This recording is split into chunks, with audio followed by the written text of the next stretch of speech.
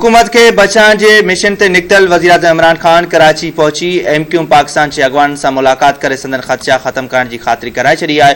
वज़ीर-ए-आज़म इमरान खान MQ पाकिस्तान जे मर्कज़ बहादुराबाद में मुतहदा अॻवान सां मुलाक़ात कई, जेका 25 मिंटनि ताईं जारी रही। वज़ीर-ए-आज़म इमरान खान हेलीकॉप्टर वसीले नेशनल स्टेडियम कराची पहुतो, जितां खेसि सख़्त सिक्योरिटी हेठि बहादुराबाद में वियो।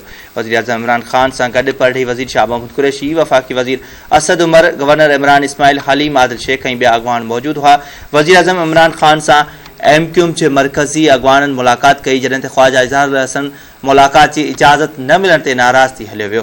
उन मौक़े ते ख़ालिद मक़बूल सिद्दीकी वज़ीर-ए-आज़म खां पुछियो त ख़ान साहब, सियासी सूरतहाल खे अव्हां कीअं था ॾिसो? इमरान खान जवाब ॾिनो त हालतूं अव्हां जे साम्हूं आहिनि, MQ जे सहकार लाइ अव्हां वटि हली आयो आहियां। ख़ालिद मक़बूल सिद्दीकी चयो त ख़ान साहब, असांजो ऑफिसूं अञा ताईं न आहिनि खुलियूं, गुम थियल माण्हुनि जो पतो नाहे पइजी सघियो, अव्हां जेके वाइदा कया हुआ उहे अञा ताईं वफ़ा न आहिनि थिया। वज़ीर-ए-आज़म इमरान खान MQ के संदन ऑफिसूं खोलण जी ख़ातिरी कराईंदे कराची पैकेज समेत समूरा मुतालबा मंज़ूर कराइण जी ख़ातिरी कराई आहे।